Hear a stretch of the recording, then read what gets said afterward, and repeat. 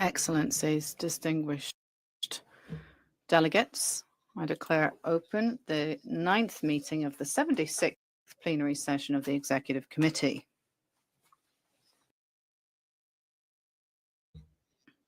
As you may know, yesterday evening, we heard the last speaker on our list for agenda item 5, after listening to the presentation.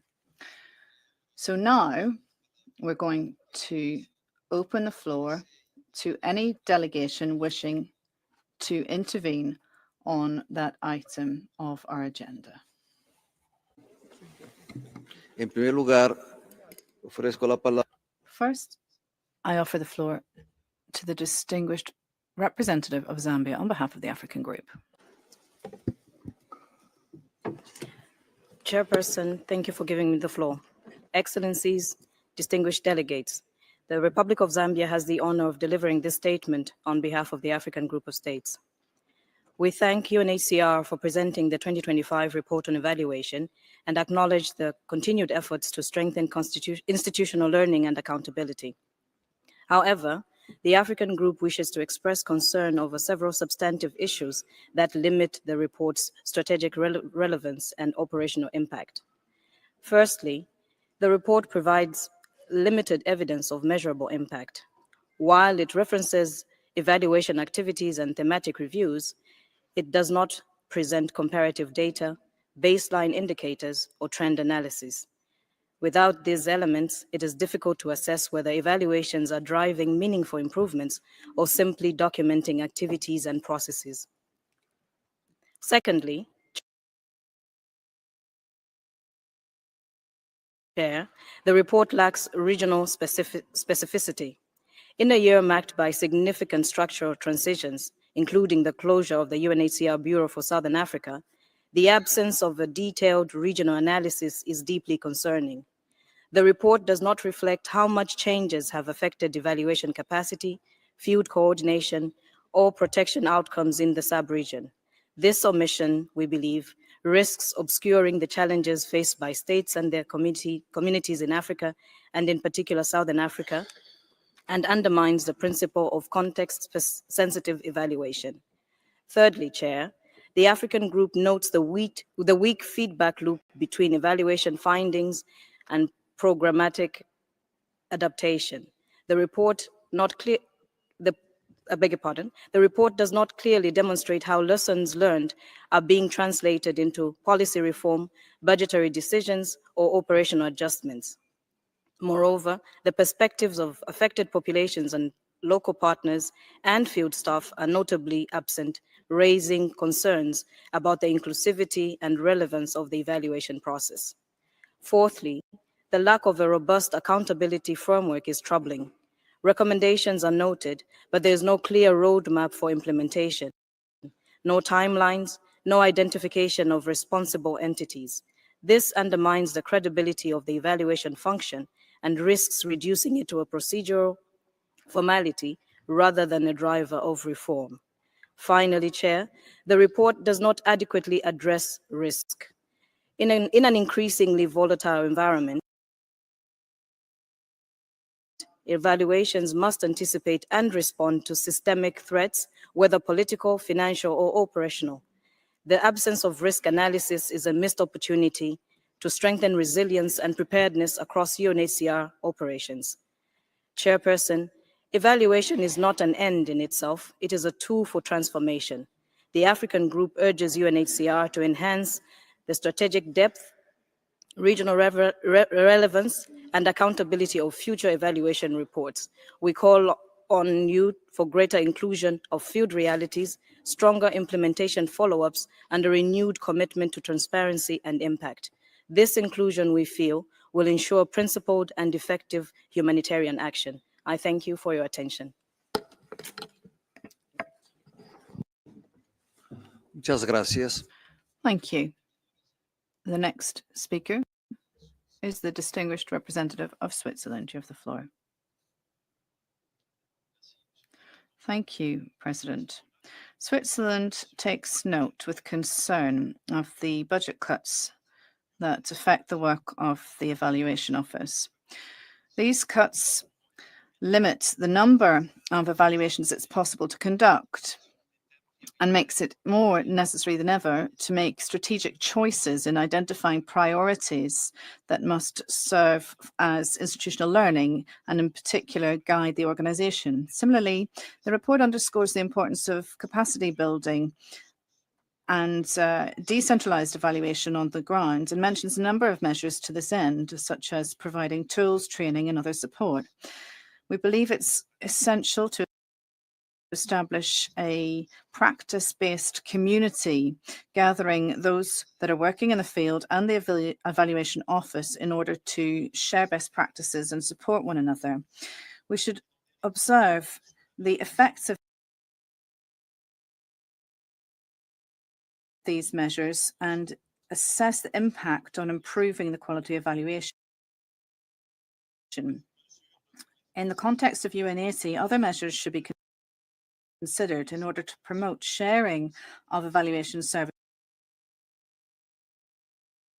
and capacity building for evaluation with national partners. The evaluation on decentralization is timely when we consider the measures taken during restructuring. How do we take these recommendations into account when we look at the recentralizing of certain roles of the regional offices? And what will the impact of this reduction be on national and regional offices?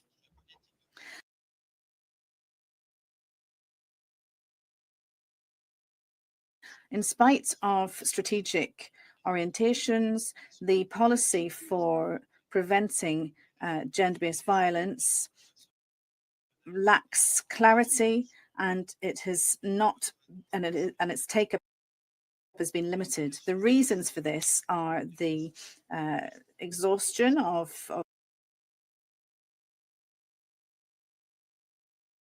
staff and the difficulties in funding and a lack of coherence. The application of such measures is often compromised by lack of resources. With the recent cuts and in light of the finding that the administration does not always give satisfactory follow-up to the findings and recommendations of evaluations, how does the UNHCR intend to pursue the 8 recommendations from the Evaluation Office on this topic? And what about the follow-up for recommendations as to the call centres in the Middle East and North Africa? Evaluations on urgent action and national strategies demonstrate the importance for UNHCR to apply lasting response. The UNHCR must focus on its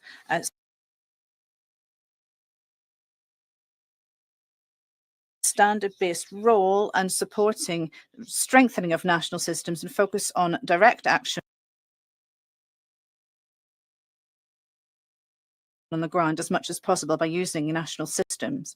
Finally, we would like to know how the Evaluation Office will contribute to the thinking process of the UNHCR vis-à-vis the new strategic directions from 2027 to 2032. I thank you. Muchas gracias. Thank you very much.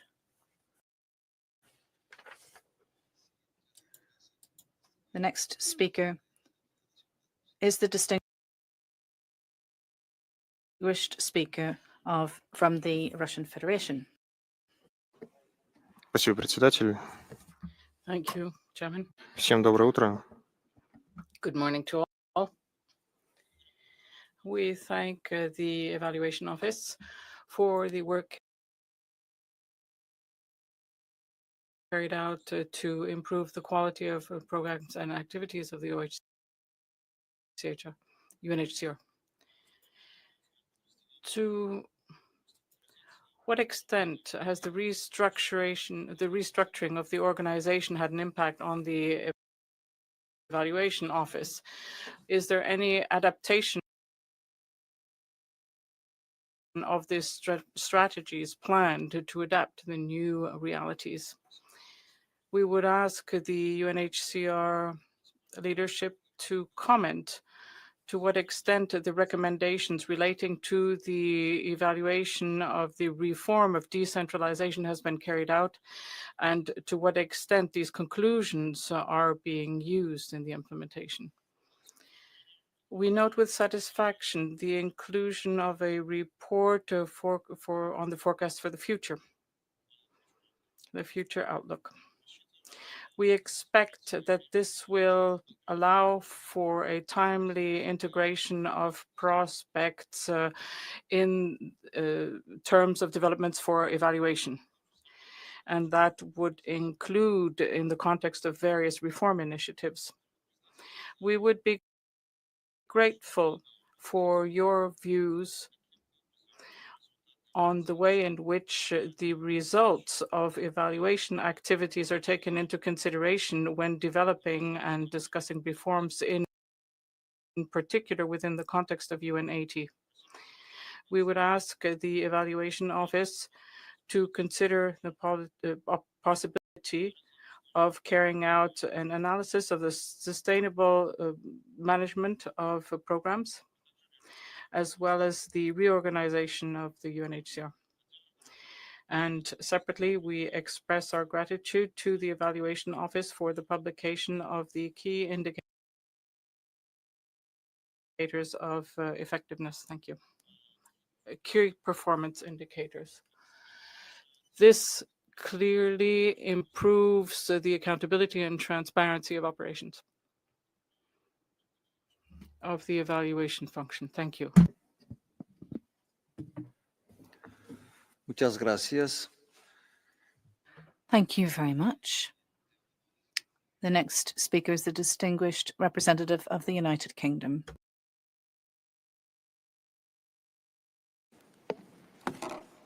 Thank you, Chair. I'd like to begin by thanking the Evaluation Office for their report. Independent evaluation provides vital insights to enable an organisation to learn and improve its impact and make sound, evidence-based decisions. It helps the organisation to maximise the value it achieves from every dollar. The UK values the important and insightful evaluations the Office has and is undertaking, as is reflected in this report.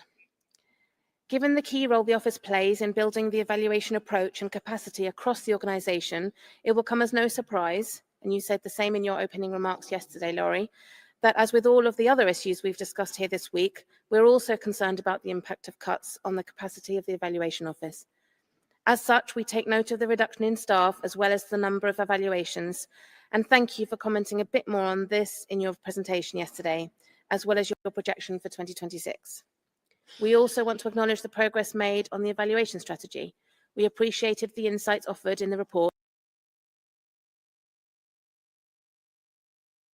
on some of the important work done in respect of strategy implementation, including continued steps to build capacity across the organisation and consolidated efforts with other agencies and organisations, and we hope it will be possible for such initiatives to continue. We note the report states that a formal management process to systematically monitor and report on evidence-based decision-making has yet to be established, and timely management responses to evaluation recommendations remain a challenge. And we would urge management to work with the Evaluation Office to ensure improvements in this area and ensure that evaluations have the impact that they should. In closing, we reiterate our strong support for the work of the Evaluation Office and its vital contribution to strengthening UNHCR's effectiveness and accountability. Thank you.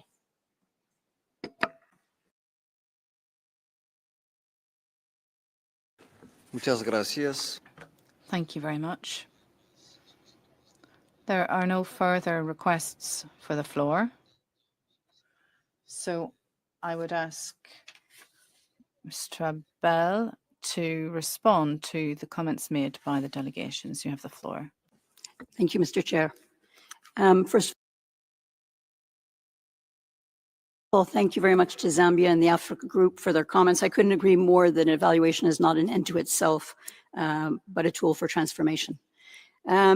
With respect to information in the evaluation report, the global evaluation report on impact, baselines, data, trends, unfortunately, and this has to do with the lack of regional analysis, we're really limited to the amount of space that we have in the reports.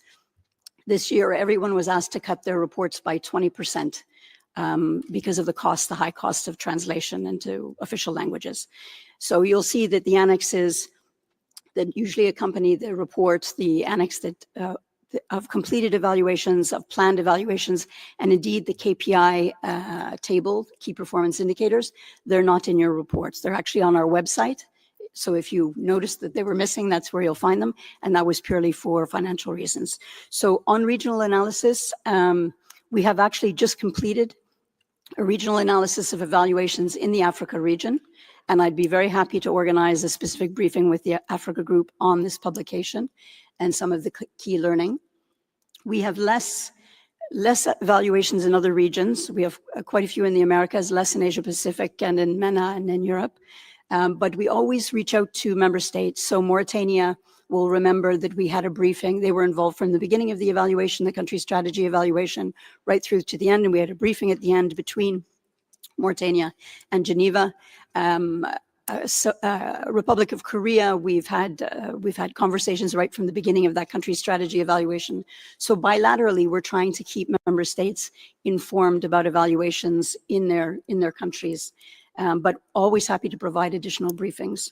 And on impact and data, I think you'll find that if you look into the individual evaluations themselves and often into the annexes where there's a lot more data, that you'll see that we're doing a lot to try and tease out where there's credible evidence, information on the impacts of UNHCR's work and the changes that it makes in the lives of people. A case in point would be the Mali country strategy evaluation recently, where we were able to use the results monitoring survey data to really tease out impacts in terms of increased access of displaced people to services, health, education, etc. On the translation of the recommendations into action, I think I'll leave that for said colleagues to respond to. But just there is actually a roadmap for the implementation of recommendations. Every evaluation has a formal management response, which is published beside the report, which indicates whether management agrees with the recommendation, fully, partially, or not at all, and the actions that they plan to take, and the deadlines for implementing those actions. What we're missing is not the management response. What we're missing is a system for knowing whether those actions actually happened afterwards. And then on risk, if you look at the evaluation policy, and this is where maybe the next version of the evaluation policy could be strengthened. The drivers of the topics that are selected for evaluations are not only about risk, it's also about ensuring that we have sufficient coverage of strategic directions. The 16 results areas, and I'll come back to the comment of Switzerland in a moment. And so the choice of topics is really led by a variety of factors, including, for example, consultation with member states earlier this year, consultations with the NGO community through ICFA, etc. But I think you're right that in the next version of the policy, we could look more at risk. Having said that, I think just two pieces of work to mention that completely respond to the issue of risk. Earlier this year, when the financial situation was becoming more evident, my office pulled together lessons learned from closing offices, from several evaluations, in order to provide a couple of key recommendations on what to think about as UNHCR scales down and in some cases closes offices. This is a risk.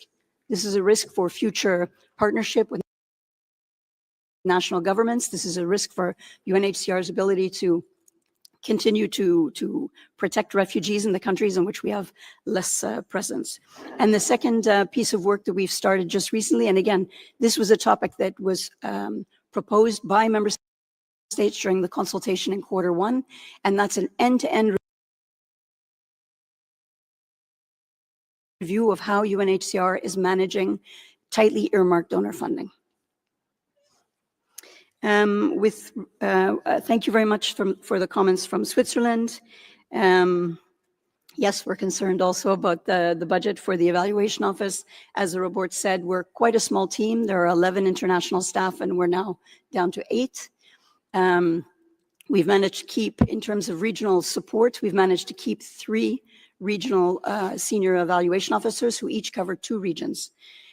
So, for example, our colleague who covers Eastern Horn of Africa, Great Lakes, now covers Eastern Horn of Africa, Great Lakes, and Southern Africa. So we're doing our best with less capacity. We have a community of practice. It was set up 2.5 years ago with DSPR because, of course, M&E are very closely linked. So we have a monitoring and evaluation community of practice that exists co-chaired by DSPR and by the Evaluation Office. And we try to adopt a mentoring approach for all the staff who need to manage evaluations to be able to support and exchange practice between offices. I'll leave, again, the follow-up on the use of the DNR, decentralization and regionalization evaluation recommendations to others and the GBV as well. On the call center evaluation, that evaluation was just finished. The management response it's not overdue. It hasn't been submitted yet. But what I can say is one of the reasons that my office was so keenly interested in this evaluation was the link between call centers and feedback loops with refugees and displaced people and UNHCR and other initiatives that are ongoing at the moment, notably the digital gateway. So how are we making digital services available for refugees and displaced persons, stateless persons? How are we creating two-way communication channels? So we're going to do our best to lift some of the key recommendations from the call center evaluation, the multi-country evaluation in MENA, to look at the implications for broad global good practice. On strategic directions, if you look in the work plan, the published work plan, we indeed have a synthesis of evidence across the 16 outcome areas under UNHCR's current strategic directions. And we've already started, we're a little bit delayed, but we've already started that work focusing first on one outcome area 5, which is on child protection. But we'll work through all 16 areas over the coming 9 months with the idea of having a series of papers. For me, one of the key questions that these reviews need to look at is, what do our evaluations tell us about relevance of UNHCR's areas of action? Going back to, what do we need to do more of and what do we need to do less of? With respect to the Russian Federation, thank you very much for your comments. I think I've spoken a little bit to the impact of restructuring. In terms of adapting to new realities, and I mentioned this in my intervention yesterday, the Evaluation Office's budget has been, to some extent, subsidizing decentralized evaluations for project evaluations required by donors. And we will not be able to do that going forward. So in some cases, my budget has topped up funding for decentralized evaluations. My staff, who are primarily responsible for conducting global thematic and strategic emergency evaluations, are spending an enormous amount of time supporting decentralized evaluations. So I think one of the adaptations we need to make is to look at how do we make sure that project evaluations required by donors are fully funded, including the capacity to manage and implement them. And thank you very much for noticing the key indicator table in the report this year. It was a useful exercise for us to keep track over the last couple of years of how performance is evolving across the system. Thank you. Gracias, señora Bell. Thank you very much, Ms. Bell.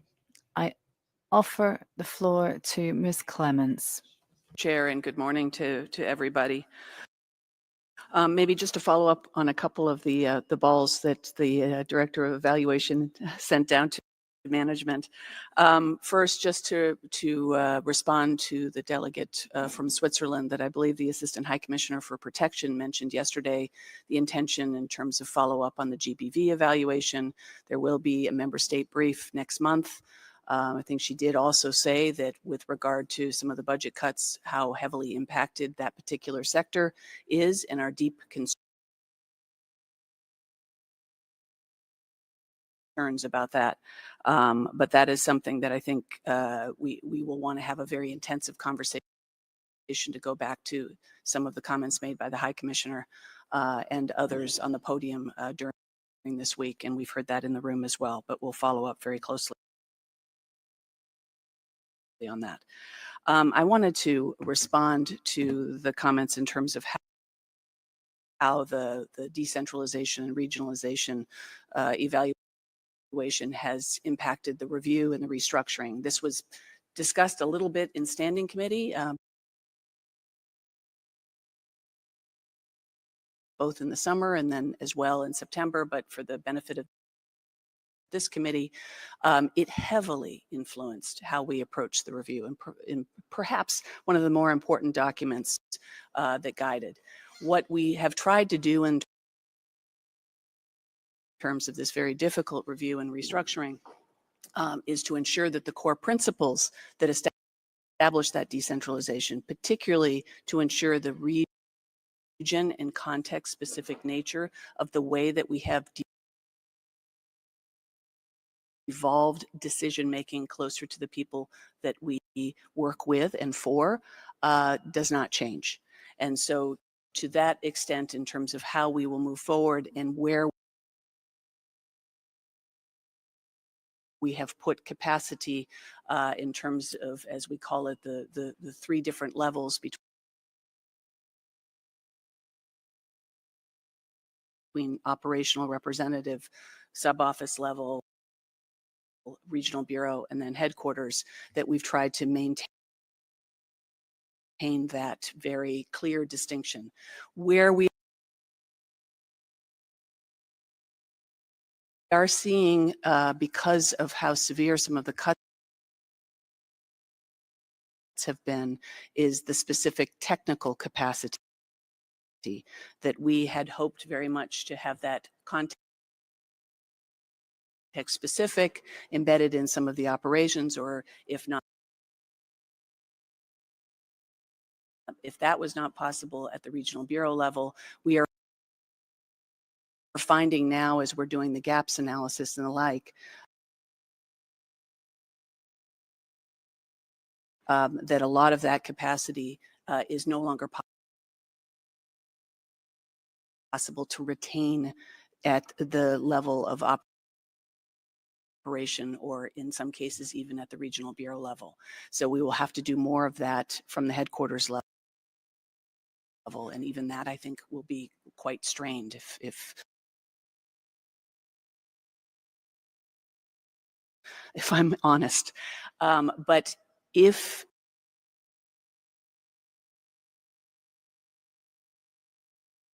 as we embark again on what the 2026 detailed planning looks like, we will continue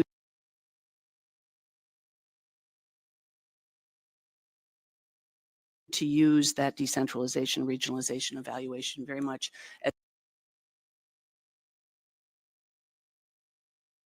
our bellwether of how we move forward. As we're rolling out, for example, global shared service and the way that we help to support that operational delivery through HR, IT, supply,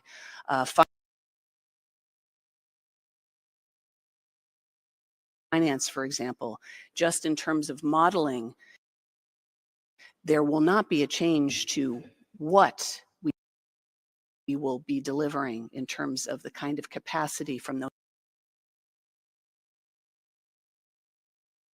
enabling functions. But it's the how that changes. It's that transactional processing that changes in terms of this review, and particularly that rollout, which started on October 1st. But we'll continue to keep this committee apprised as to how we're using, as we do all evaluation outcomes, very practically next steps. And I just wanted to flag, Mr. Chair, the final point that the Director of Evaluation made on call centers and how heavily that has influenced the rollout of what could be one of the most transformational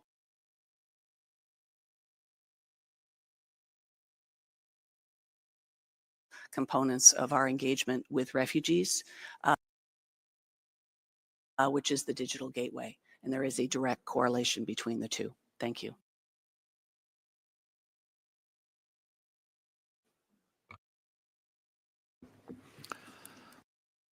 Muchas gracias, señora.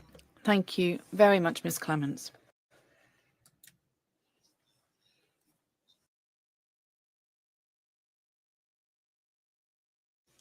That brings us to the end of item 5 of the agenda. Excellencies,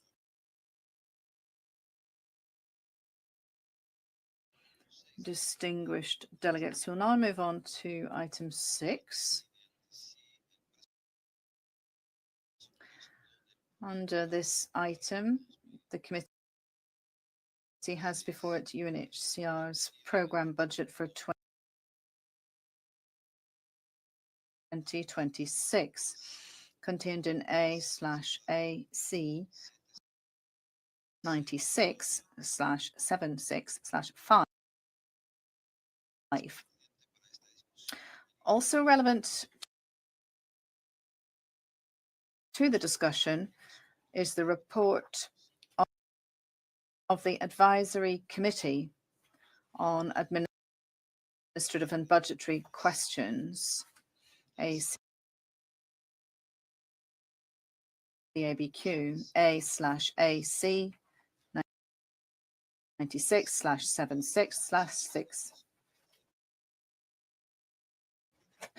I would like to remind delegations that the programme budget was initially reviewed at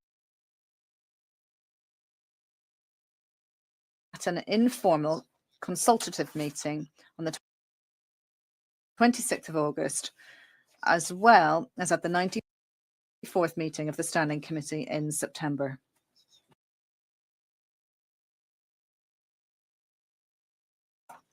You also have before you the text of the draft general decision on administrative, financial, and programme matters, which was discussed in an informal preparatory consultation on the 5th of September. I would like to welcome to the podium the Chief Financial Officer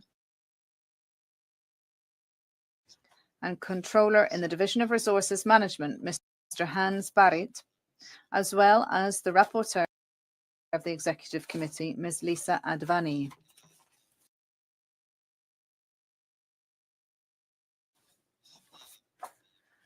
As the Deputy High Commissioner already made comments on the Programme Budget 2026 under Agenda Item 4B,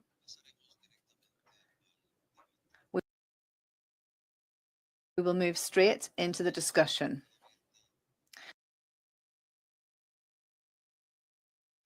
Therefore, the floor is now open for any delegation wishing to intervene on this agenda item.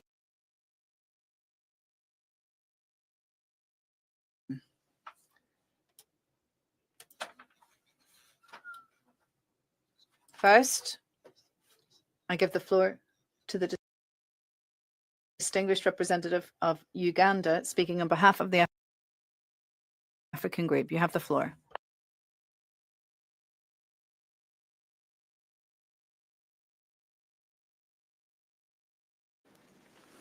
Thank you, Chair. Good morning. Uganda is honored to deliver the statement on behalf of the African Group. We specifically thank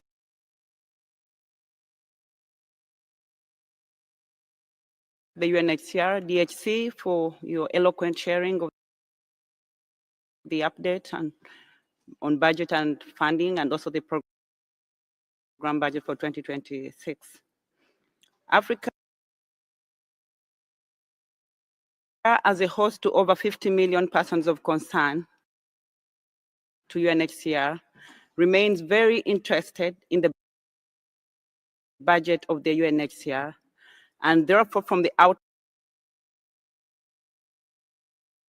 supports the adoption of the budget decision of 2026 by consensus.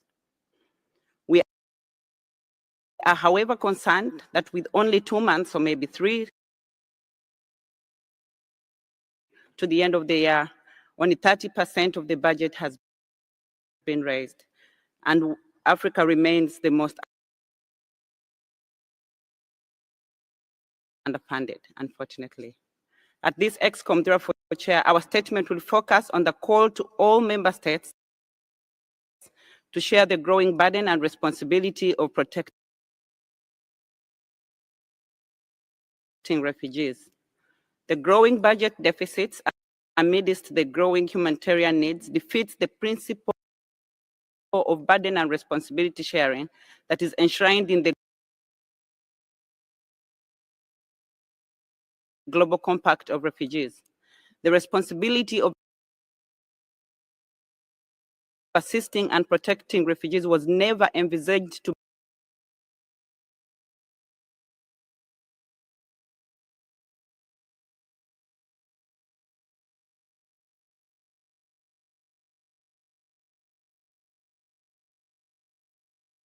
international support, we risk eroding years of progress.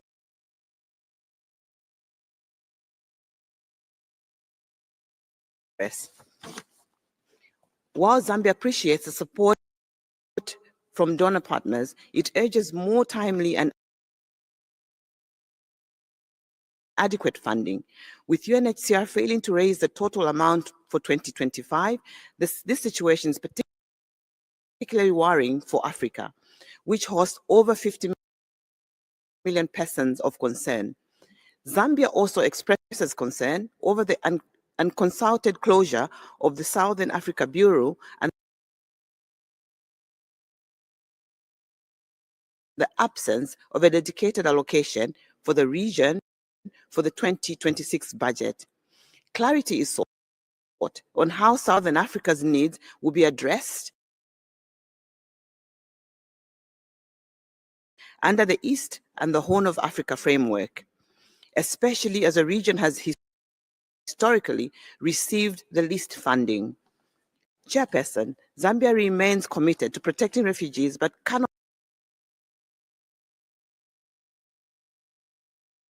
bear this responsibility alone.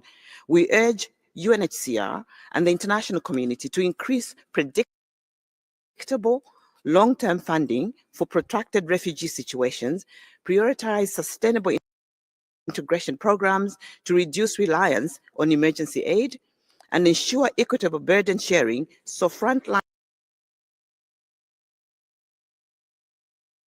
countries like Zambia do not carry a disproportionate share. Chairperson, in conclusion, Zambia is doing its part, but we must not be left to do it alone. Solidarity must be matched by support,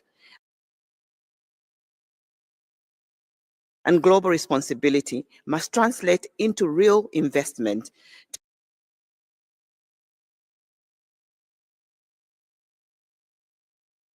Together, let us protect the progress we have made and build a strong, humane refugee response system for all. I thank you. Muchas gracias. Thank you very much.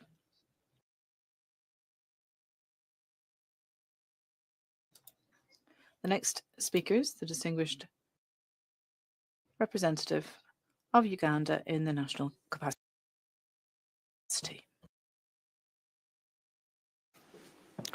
Thank you, Chair. I'm delighted to come back in my national capacity. My government, my delegation aligns with a statement of the African Group delivered by Uganda. Yes, we all need to smile on this day. Chair, the budget of the UNHCR has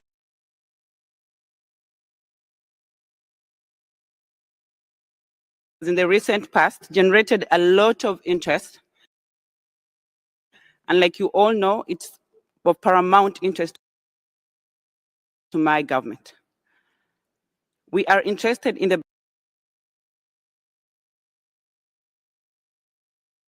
budget of the UNHCR, not because it's the Uganda government budget. That would be for Parliament, and that's where we would flex our muscles. In these streets of multilateralism, where we're allowed to put on our good suits and speak good English and convince each other in the most diplomatic manner to explain what happens in our backyard, where not many of you sit, that's what becomes interesting and tough for us. So in this item, we'll focus on two things: to explain why it's important to adopt the decision of the budget by consensus, and why it's important for member states to donate and share the burden through flexible contribution, and why it should be timely and predictable.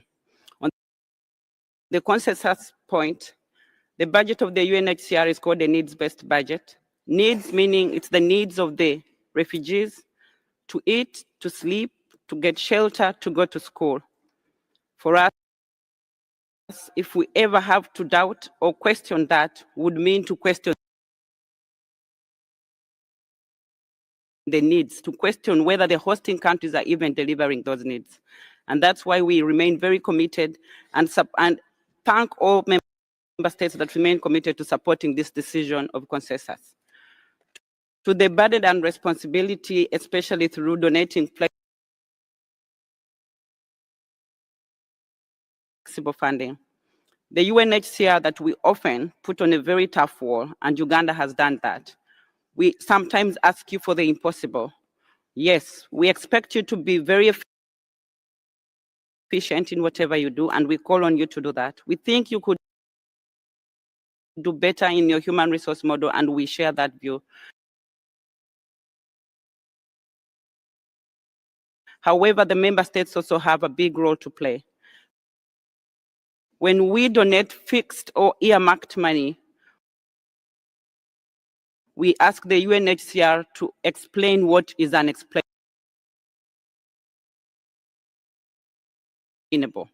I think member states today need to think, like my minister said on the first day, if you're earmarking your contribution, you're asking hosting countries to earmark who we host. If you say your money is for GBV, or your money is supposed to go to a specific region, a region that has got an emergency and needs immediate intervention is stuck and cannot benefit from this budget. And when we come and speak roughly or very seriously to Mr. Filippo Grandi and ask him why his budget is not delivering, I think we are pushing forward double standards. We are asking you what you cannot do. And for this, I want to appeal to member states, to colleague states, that we need to do our part and share and contribute flexible, timely funding, and then hold them responsible on that part. On the bit of burden and responsibility sharing, the African statement was very clear on this. Hosting countries have done so much. We continue to keep our borders open. We continue to share the little. Our fragile infrastructure has been torn. Our borders are very porous and fragile, and yet we have not prioritized defense. We have not prioritized our nationals or our citizens' interests. We have prioritized humanity. And today, we appeal to everyone under this budget item that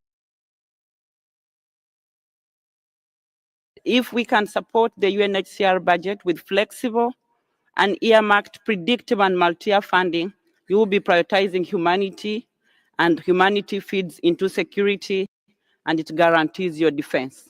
I thank you. Muchas gracias. Thank you very much. The next speaker is the distinguished representative of the USA. You have the floor.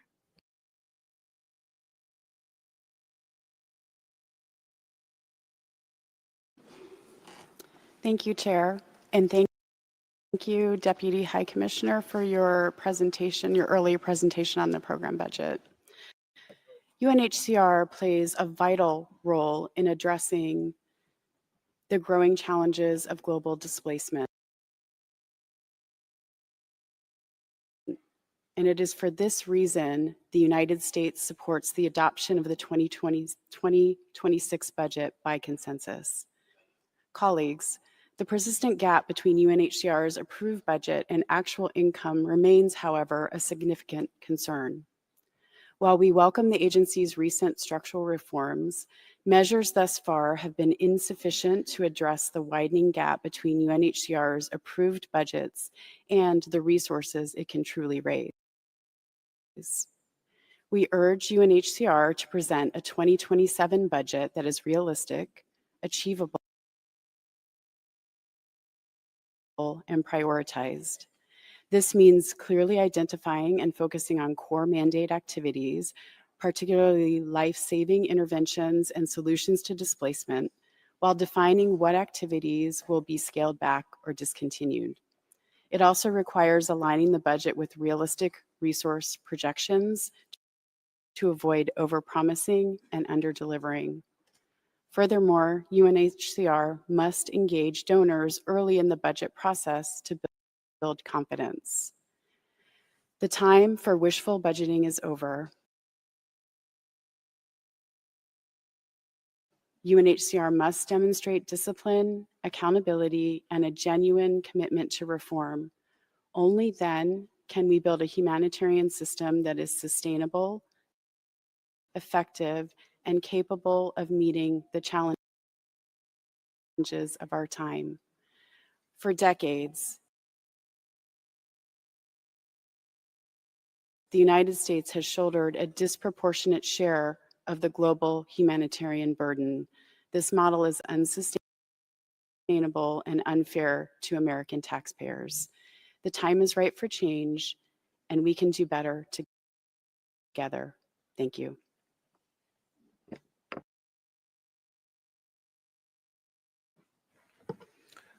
Muchas gracias. Thank you very much. The next speaker is the distinguished representative of Ethiopia.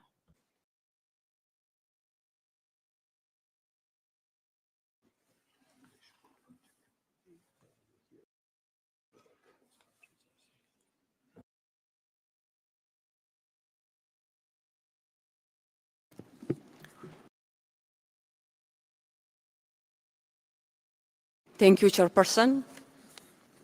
Ethiopia aligns itself with the statement delivered by Uganda on behalf of the Africa Group.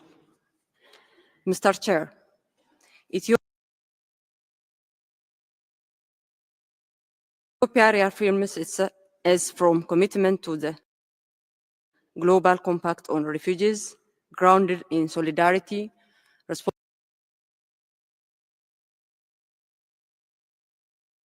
responsibility sharing, and protection for those forced to flee. Yet the current funding situation falls short of these shared goals, with the resources declining as needs continue to rise. We must ask, what is being done to ensure donor countries honor their commitments?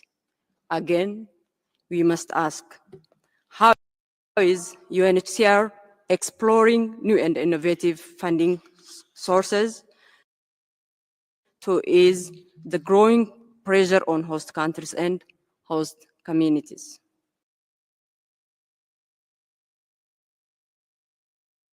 Mr. Chair, funding for Ethiopia has consistently fallen short, with this year marking the lowest coverage in recent years, only 27%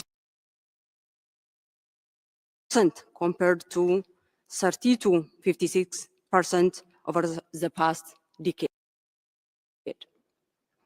This funding gap has serious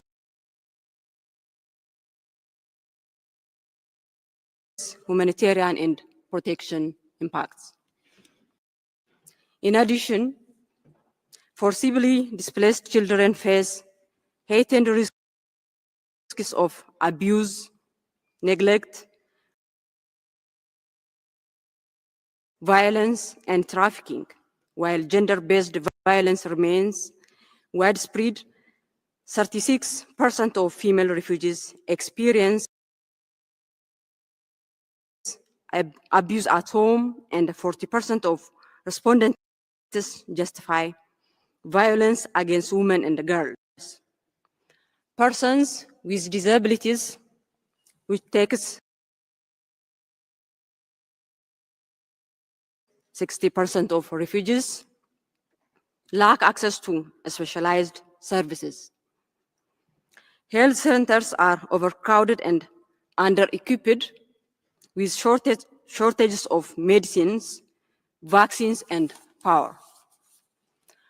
Poor wash services, including only 24% latrine coverage and 14 liters of water per person per day, contribute to malnutrition rates reaching 27%. Education is underfunded, leaving 45% of pre-primary,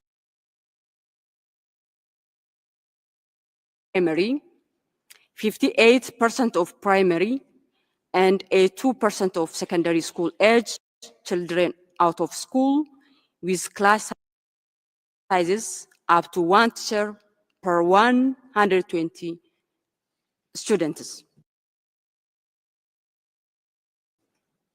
67% of refugee households lack adequate shelter, and only 43% of refugees are in the labor force, with nearly half unemployed, resulting in 75% living in poverty. Resettlement quotas have dropped to just over 1,000 this year, reducing durable solutions. You have 5,000 refugees want to return home voluntarily that demand adequate return and reintegration support.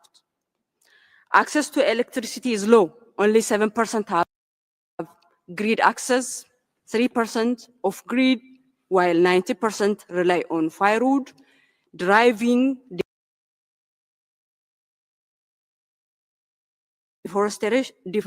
deforestation and environmental damage. The funding shortage undermines protection, education,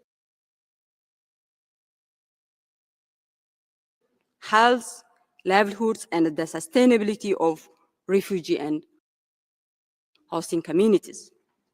Additionally, our inclusion roadmap, Makatat roadmap for refugee depends on sustained, multi-year, and multi-partner financing is now at risk due to the unpredictability of available funds. Mr. Chair, Ethiopia calls on all partners to work together to help refugees become more self-reliant. Lasting solutions need better planning, local action, and stronger support from development actors, financial institutions, and the private sector, not only from UNHCR and hosting countries. We must ensure that progress achieved is not reversed because of funding shortages. In conclusion, Ethiopia thanks all partners who continue to give timely, reliable, and flexible support, especially those providing earmarked funds that help us respond quickly to urgent needs. I thank you. Muchas gracias. Thank you very much. The next speaker is the distinguished representative of Denmark. You have the floor.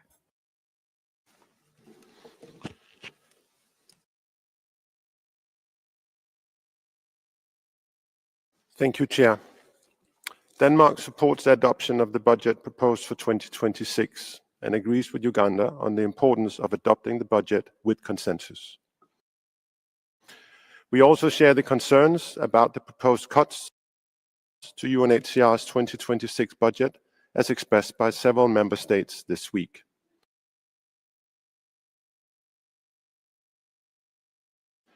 The forecasted 20% reduction will impact UNHCR and those it serves not only in 2026, but in years to come. This situation, it is imperative to focus efforts and resources where they matter the most. UNHCR's core protection mandate is unique and cannot be managed by other agencies. We therefore note with appreciation that despite the forecasted 20% budget cuts for 2026, funding for protection-related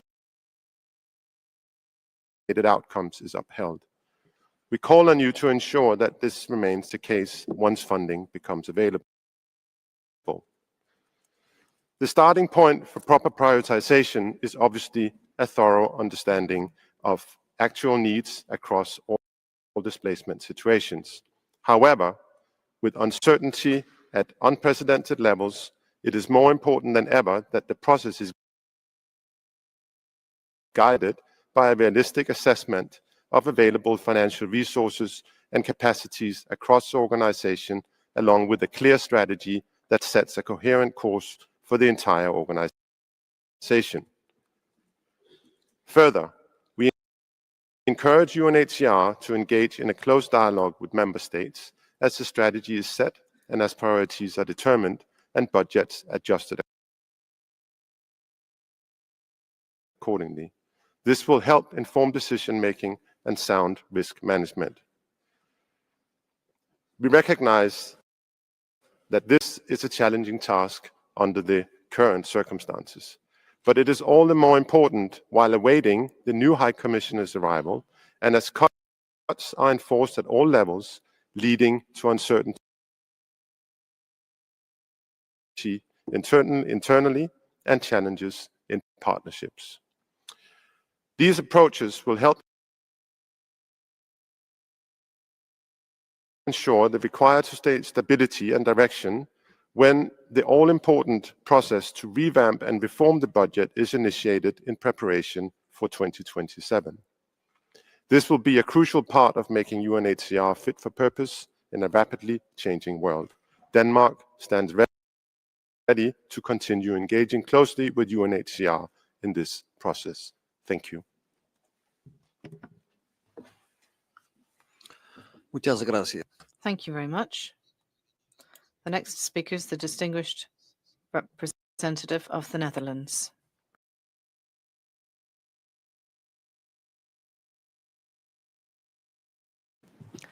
Thank you, Chair. Let me first echo Uganda's plea for more flexible funding. We need flexible funding more than ever. Host countries like Uganda and Ethiopia, who just spoke before me, are taking their responsibility. So let us donors do our part. As we mentioned in our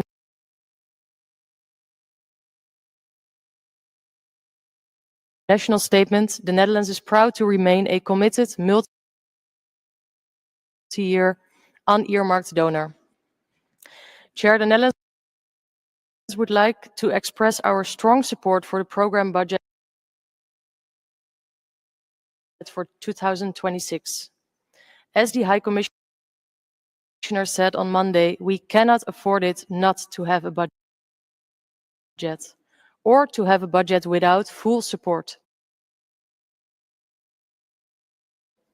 Let's keep UNHCR's persons of concern in mind in this context. Without the budget, what are we going to do for them? The budget is in our collective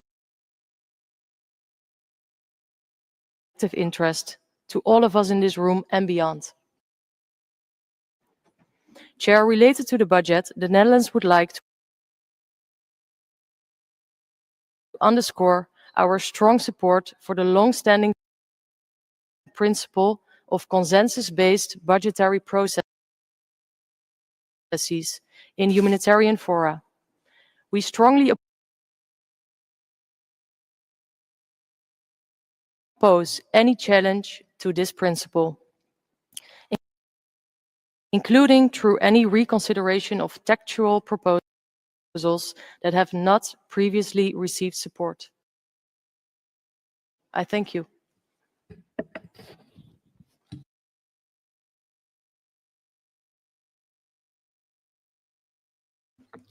Muchas gracias.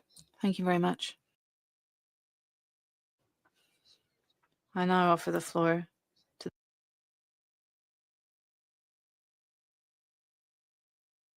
the distinguished representative of Zimbabwe.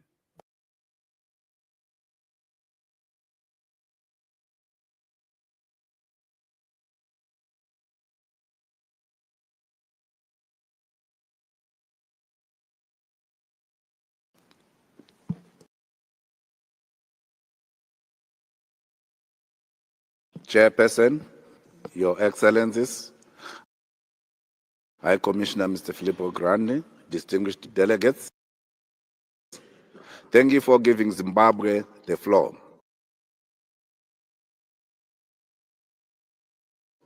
Zimbabwe aligns with the statement delivered by the distinguished representative of Uganda on behalf of the African Group.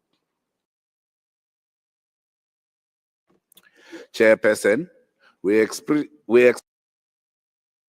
express our appreciation to the UNHCR for preparing the comprehensive report under this agenda item.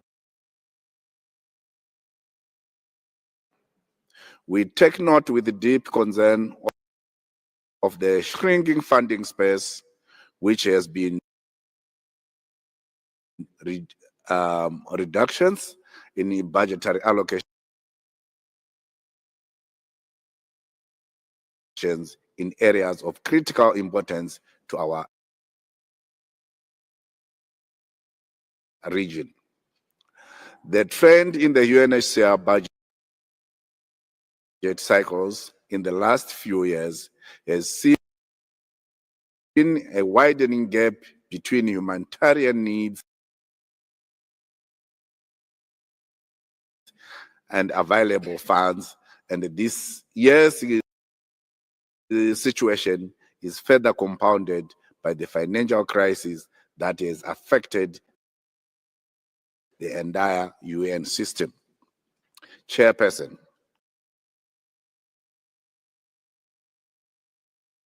it is at such a time of severe financial strain that we need alternative ways of mobilizing resources. As a host country negatively affected by the impact of unilateral coercive measures over the years, Zimbabwe has been implementing self-reliance programs with the support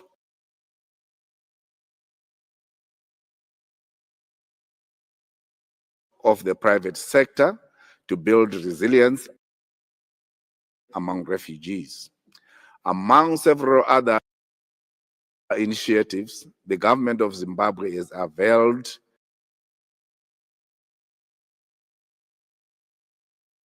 a 175-hectare irrigation scheme benefiting over 700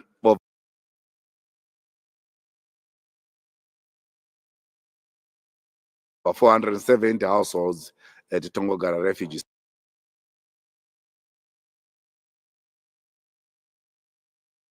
Settlement, and has to date availed over 8,000 metric tons of cereal in response to the call for humanitarian assistance by the United Nations General Secretary.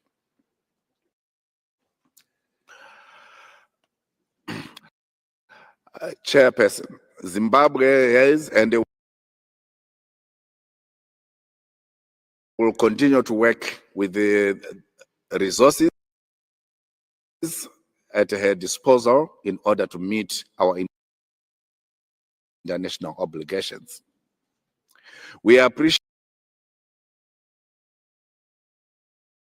the financial donors who continue to avail an earmarked and a flexible funding to enable UNHCR to respond to emergencies and the crisis situations. We equally call upon the international community to help ease the burden shouldered by hosting states, many of whom are from developing countries. Finally, concerning the implications of the closure of the regional bureau for Southern Africa and the downsizing of operations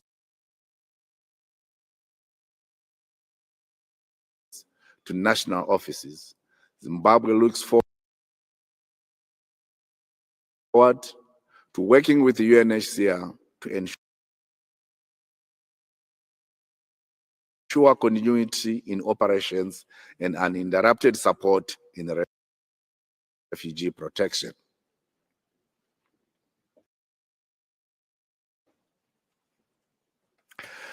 We call upon the UNHCR to ensure the continued employment of staff in the national offices, including those being currently supported by UNHCR and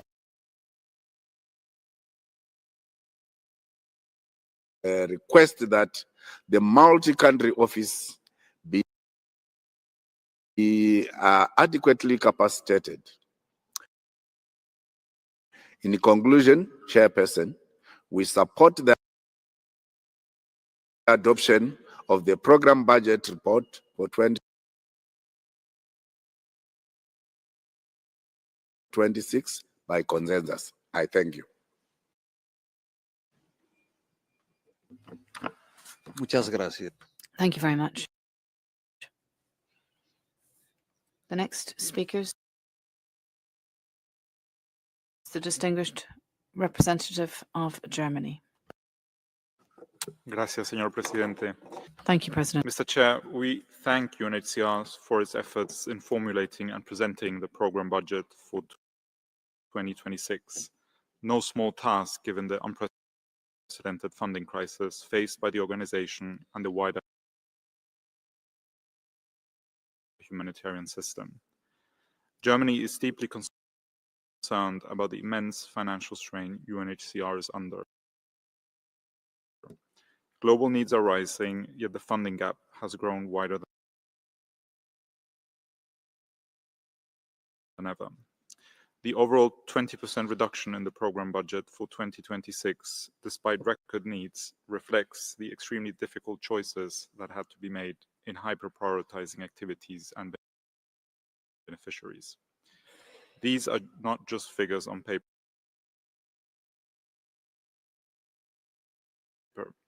Each cut represents unmet needs and people in urgent need of protection who will ultimately pay the price.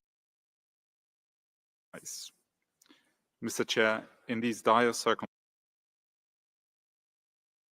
circumstances, part of the solution lies in moving forward with strategic reforms that make the humanitarian system leaner, more efficient, and better equipped to deliver for those most in need.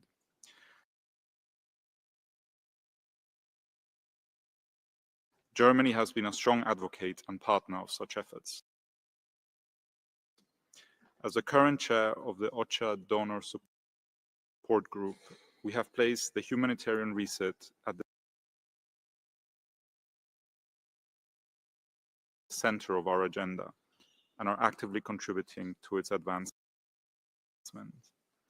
In this process, UNHCR must continue to play a central role as one of the key operational actors of the humanitarian system. Mr. Chair, for many years, Germany, together with a handful of other major donors, have carried a large share of humanitarian and UNHCR funding. We have done this out of conviction of our historic responsibility and commitment for the multilateral system and rules-based international order, a commitment that we maintain. But we have long warned that this model is unsustainable. Today, we see the consequences of over-reliance on a small number of donors, many of whom are now facing their own budgetary constraints and are forced to reduce contributions. It is therefore more urgent than ever to broaden and diversify the donor base. Germany calls on all partners with capacity to do so to step up and share the financial responsibility of meeting the protection needs of millions worldwide. I thank you.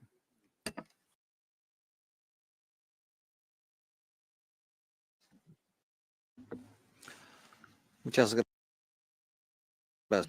Thank you very much. The next speaker is the distinguished representative of the Russian Federation.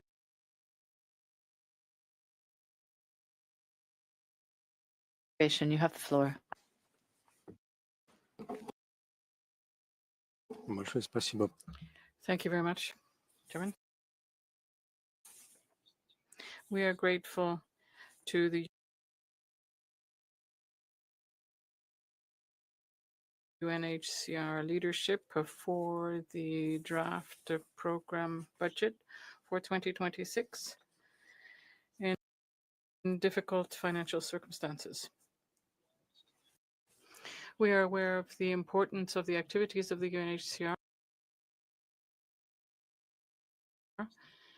and the need by member states, and express our full support to the program and budget aspects contained in the report. We expect that next year, the UNHCR, in close cooperation with member states, will discuss whether the methodology for assessing the financial needs is adequate, and will also provide for consideration various options for calculation and their actual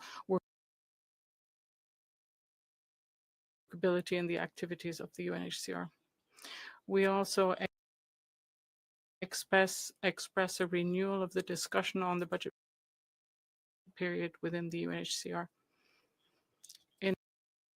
In addition, the Russian Federation has proposed 2 amendments to the draft general decision, and we expect to return to this consideration in greater detail a little later in the agenda. Thank you. Muchas gracias. Thank you very much. The next speaker is the distinguished representative of Kenya. You have the floor. Thank you, Chairperson. Distinguished delegates, we gather amidst a lot of shifts and uncertainty in the multilateral space. If there was a time when collective action ought to be stepped up to address the challenges we collectively face, that time is now. Regrettably, the opposite is the case, and that is a major concern. Amidst the uncertainty and abrupt fiscal alignment, Kenya reiterates that funding humanitarian work is crucial and saves lives. Certainty, predictability,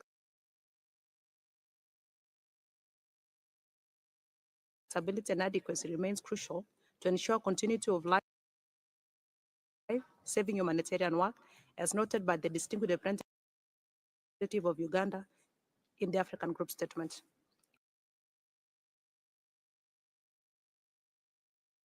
In that regard, Kenya supports UNHCR's appeal for earmarked funding. However, resources available to UNHCR must be utilized prudently. We thank all financial donors who give flexible contribution to UNHCR, and more so those who give the organization an earmarked funding, giving the organization the necessary agility to address emergencies whenever and wherever they occur.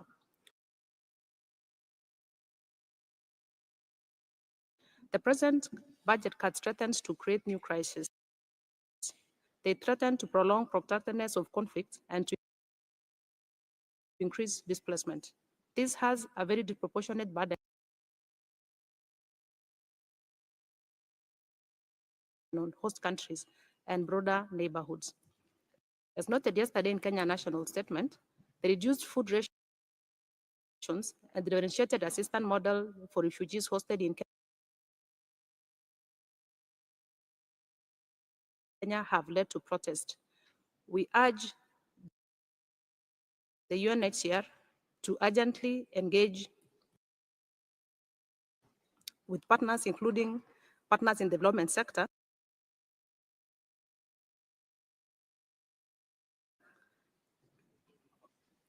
that's a sector on food security and in broader chain to activate livelihoods. We are concerned that the cuts in crucial sectors like education threatens to expose more children and young people to recruitment to armed groups and terrorist organizations, thus amplifying insecurity and creating more displacement.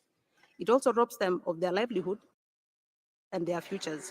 Cuts to water, health, and sanitation pose possible public health risks, which might affect the wider population beyond the refugees.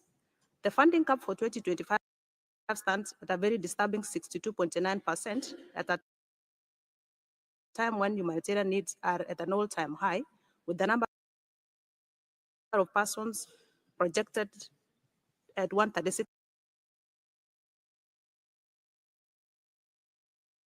million in 2026. It's important to uphold solidarity and collective action to address our common challenges. We would like clarity on the 2026 budget being 2 billion lower, while the needs are projected to be higher. For the Eastern Horn of Africa and the Greater Lakes region, Kenya continues to call for attention to optimal resources of impact area 4 on solutions. We take note of the very modest 2% increment in impact area 4 for 2026. Kenya has affirmed in previous briefings the necessity of ensuring resourcing of solutions. We urge UNHCR to ensure a balance and prioritization of financing solutions across all regions in collaboration with relevant partners to ease pressure on host countries and to facilitate voluntary returns and repatriation. Amidst the steep fiscal cuts, the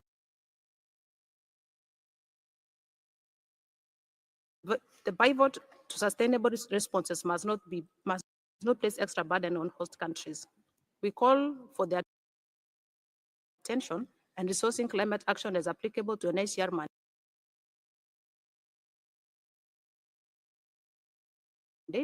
noting the immense environmental impacts of protracted hosting of refugees in Kenya. Ultimately, addressing the root causes that drive major humanitarian crises is essential, including working on peace. Peace remains a core foundation to prevent most humanitarian situations. In addition, there is no development without peace, and no peace without development. I thank you for your attention.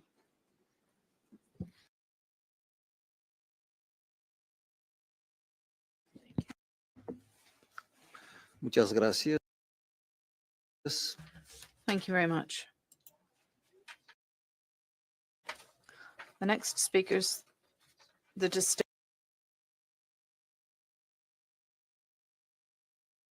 representative of New Zealand. You have the floor.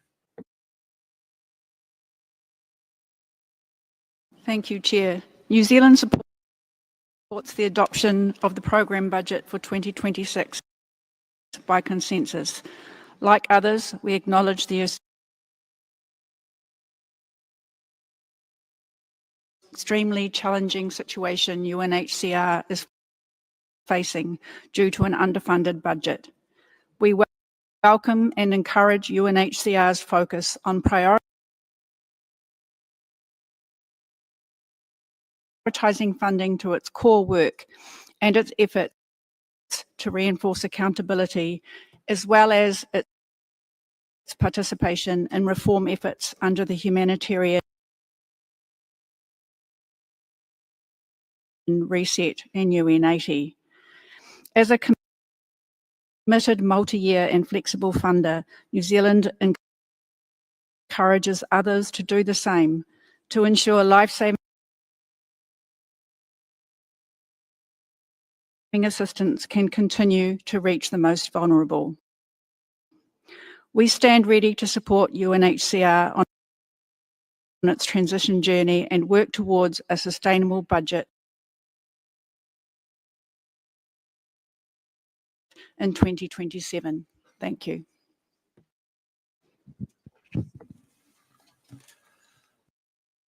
Muchas gracias. Thank you very much. The next speaker is the distinguished representative of Burkina Faso. So you have the floor.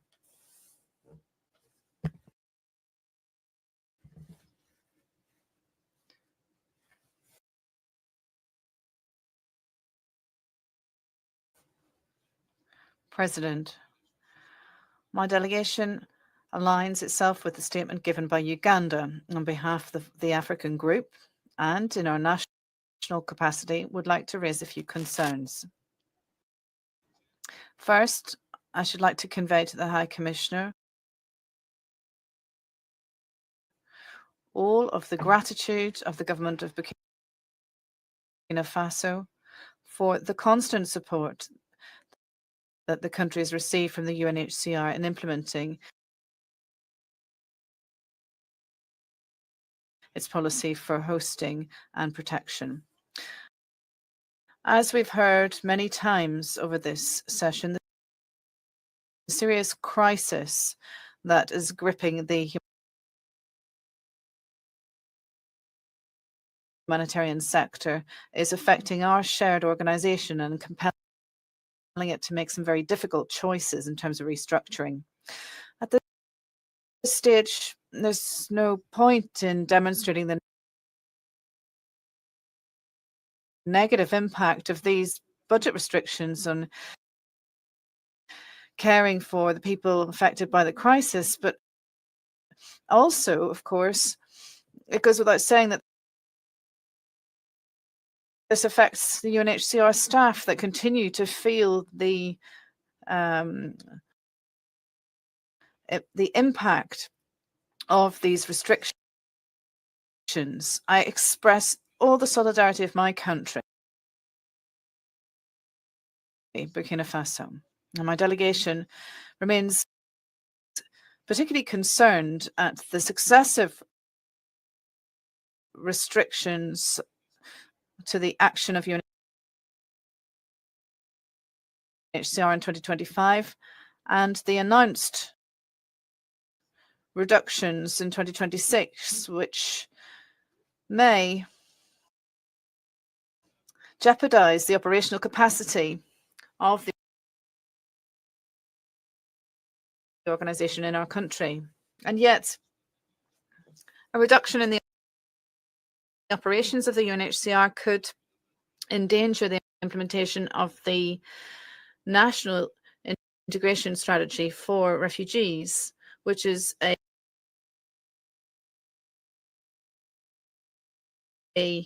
roadmap that conveys the commitment of the highest authorities of the country to implement lasting solutions for refugees. President, in cooperating with the UNHCR country office, my country has taken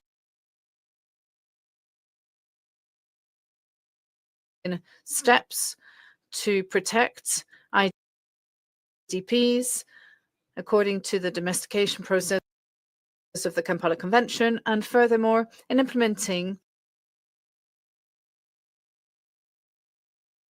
the National Action Plan to combat statelessness. These endeavours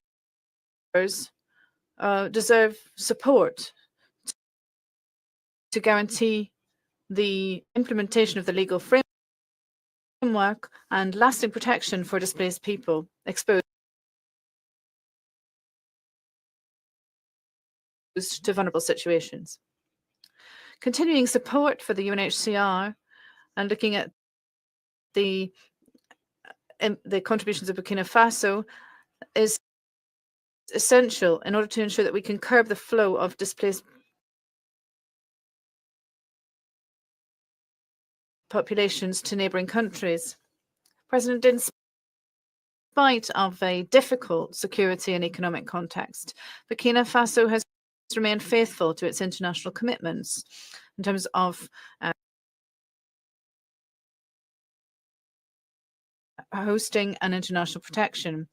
However, in a spirit of solidarity and burden sharing, we would call, on the one hand, for appropriate budget allocation based on the reality on the ground, and furthermore, preserving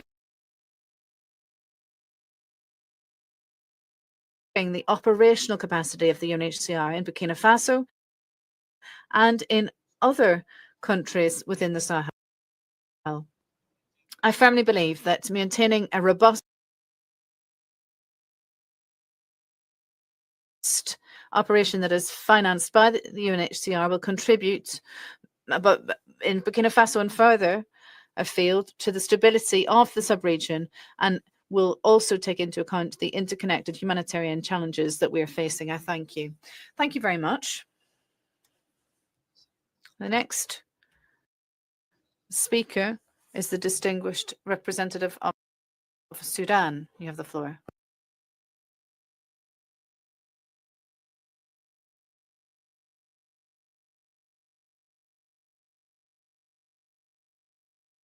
Thank you, Mr. Chair. Good morning, everyone. Sudan aligns itself with the statement delivered by the distinguished representative of Uganda on behalf of the African Group. We'd like to begin by expressing our deep concern over the unprecedented financial crisis facing the multilateral humanitarian system, which has severely constrained the ability of UNHCR and its partners to deliver on their mandates. This financial pressure comes at a time when humanitarian needs are escalating globally. For Sudan, it means that life-saving interventions are being scaled down precisely when our people and 1 million of refugees that we continue to host need them the most. The situation is further compounded by the unilateral coercive measures imposed on Sudan, which restrict access to financial systems and impede the government's ability to sustain essential services for refugees and host communities, despite our long-standing tradition of hospitality and asylum. Over 2 years of the devastating war in Sudan have turned our country into the world's largest displacement crisis. Nearly 13 million Sudanese have been uprooted, 9 million inside the country, and 3 million sought refuge beyond our borders, while we welcome the return of over 2 million Sudanese to their home of origins. Every statistic is a human story, a family torn apart, a child who has not seen a classroom in 2 years, a mother choosing which meal to skip so her children can eat, a survivor of a GBV struggling to rebuild her life. Our neighboring countries have shown solidarity, opening their borders and communities to those fleeing the war.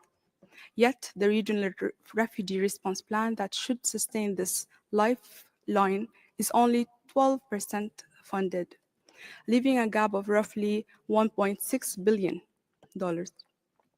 The consequences are really felt and visible. Food rations halved, overwhelmed clinics, students turned away from overcrowded classrooms. And inside Sudan, the humanitarian response plan faces a similar shortfall. Frontline volunteers report that 80% of community kitchens have been closed, while basic services, health, water, education continue to collapse under the continuous and systematic destruction by the militia. Amid these challenges, Sudanese national and international staff working with UNHCR continue to serve with exceptional courage and commitment. Many have lost their homes or been displaced themselves. Yet, they remain in the field, often risking their lives to reach those in need. Sudan's pays tribute to their dedication and professionalism, and calls for greater recognition, protection, and sustained support for their life-saving work. We are grateful to donors who, despite competing crises, shifting priorities, continue to channel resources, especially unearmarked funding, that allows UNHCR and partners to act where needs are greatest. But it's simply not enough. Additional flexible funding is immediately needed.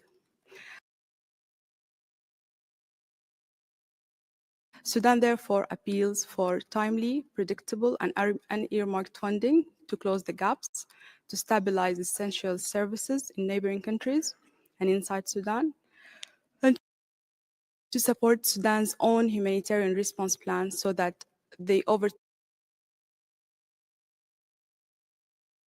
2 million returnees are not forced to flee again across borders in search of aid that should have reached them at home. Investment in protection and gender-based violence services, including psychological, socio-psychological care for survivors.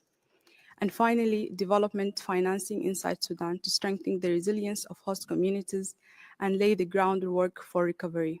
I thank you. Muchas gracias. Thank you very much. The next speaker is the distinguished representative of Poland.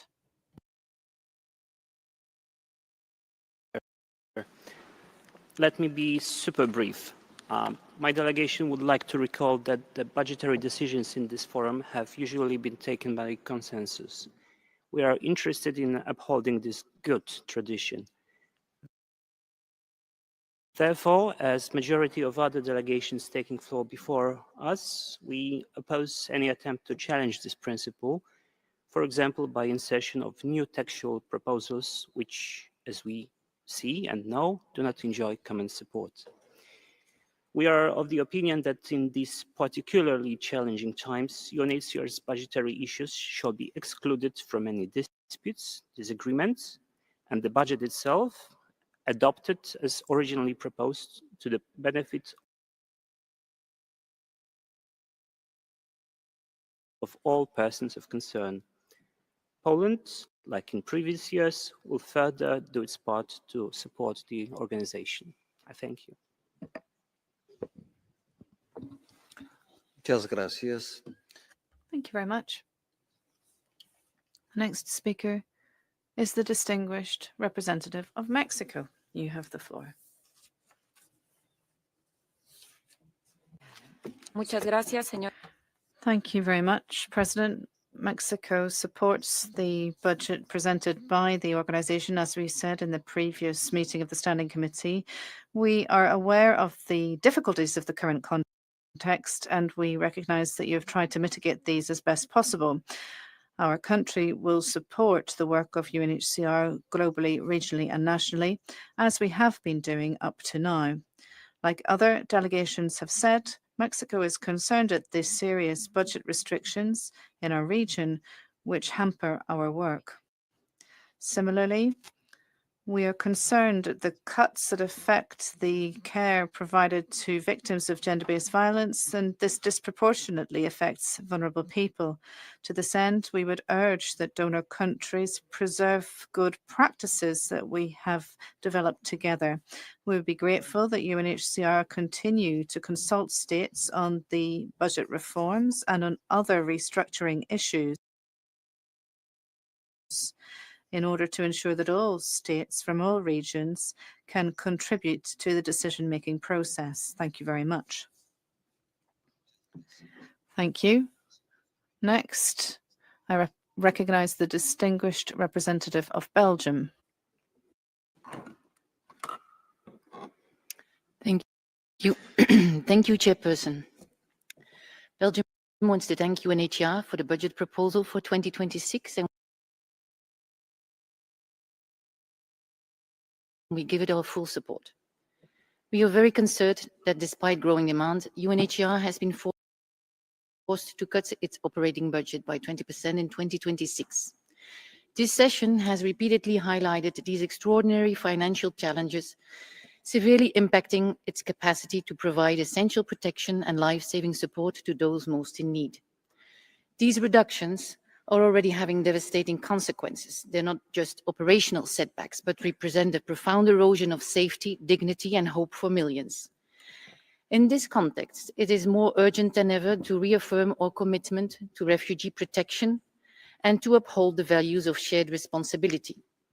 UNHCR's ability to respond effectively depends on predictable, sustained, and principled funding.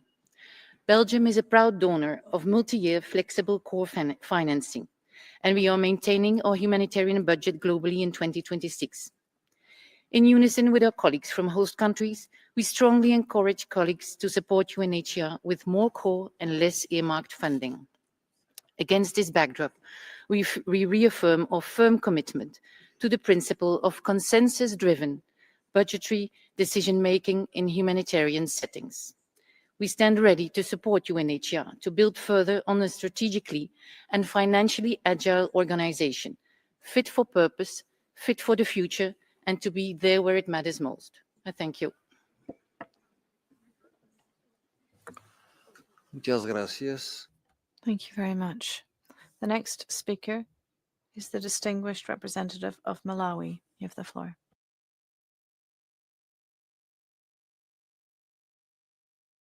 Thank you, Chair. Malawi aligns itself with the statement delivered by Uganda on behalf of the Africa Group. We also support the notion to adopt the budget through consensus. We also request for burden and responsibility sharing, particularly with host countries when it comes to matters of refugees. We request for continued support for voluntary repatriation, sustainable responses, route-based approach, and prudent uses of the resources made available to the organization. Increased and earmarked funding should be critical in this regard. We have taken note of the closure of the Bureau for the Southern Africa region and the opening of the multi-country offices for Zambia. We look forward to continued engagement on its operations in funding modalities as well as the structure of the multi-country office in this regard. Malawi will continue to work with the UNHCR in ensuring that its mandate is delivered effectively. I thank you.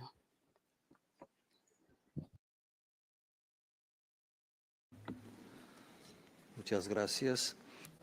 Thank you very much. The next speaker is the distinguished representative of Spain. You have the floor. Thank you, President. Following the same message expressed during the general debate in defending multilateralism, my delegation would like to express our firm support to adopting the budget by consensus. We believe that the work of the UNHCR is more necessary than ever before in the face of enforced displacement across the world and humanitarian challenges. Consensus for adopting the budget is not just an administrative gesture, it's a key signal of community and political commitment to protecting all refugees and IDPs in a context of limited resources and increasing needs. Sending out this message as a mark of solidarity is crucial. We would urge all delegations to be constructive so that we can come to a consensus that shows our support to the humanitarian mandate that we all share. Thank you. Thank you very much. The next speaker is the distinguished representative of Iraq.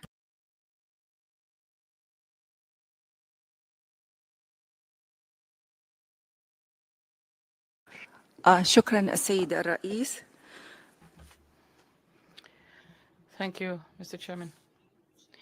As we are aware that the 2026 budget represents an adaptation to the resources available to the UNHCR due to conditions imposed on it, we have seen crises emerge and we have limited means to face them.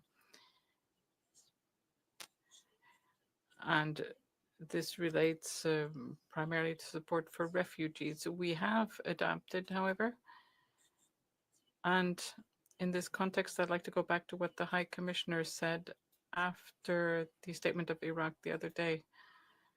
However, budget cuts representing 36% in Iraq will affect operations of the UNHCR. Thank you.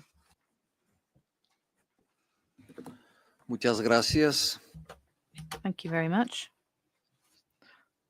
This brings me to the end of our list of speakers. I therefore turn to the Deputy High Commissioner to answer the questions raised. Ms. Clements, please. Thank you. Thank you very much, Mr. Chair. And maybe to acknowledge that this is slightly unusual to have so many delegations intervening on this item after such a fulsome debate a couple of weeks ago in Standing Committee. But it also, I think, is quite representative of the times in which we're living, and fully appreciating all of the points that were made just now by those delegations, but importantly by those delegations that did not take the floor, but on which we heard a couple of weeks ago.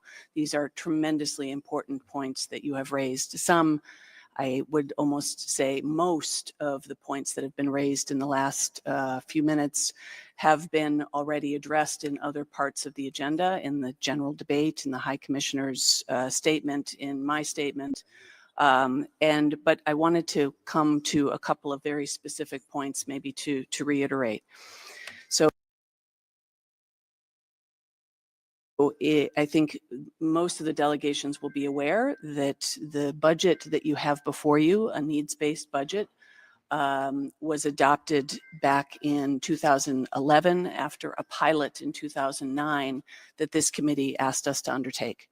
I think it's very clear, as you will have heard in the statement of yesterday, that the methodology on which that we have used to present needs, to review prioritization, to balance this, of course, against operational capacity, contributions of other partners, and so on, we need to take another look at and remain very much committed to that.